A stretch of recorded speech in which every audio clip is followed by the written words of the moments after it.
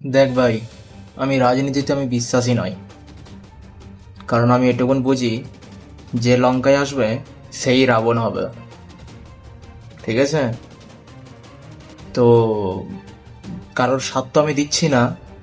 আর এটাও বলে রাখি, যেদিনকে দেখব যে হ্যাঁ কেউ বীর পুরুষ আছে খেলার মতন, সেদিন তার স্বাদ দেবো। কারণ রাজনীতি করে আমার দিন চলে না। আমার দিন চলে আমার কর্মতে। আমি যতক্ষণ এই হাত চালাতে থাকবো, ততক্ষণ আমি খেতে পাবো।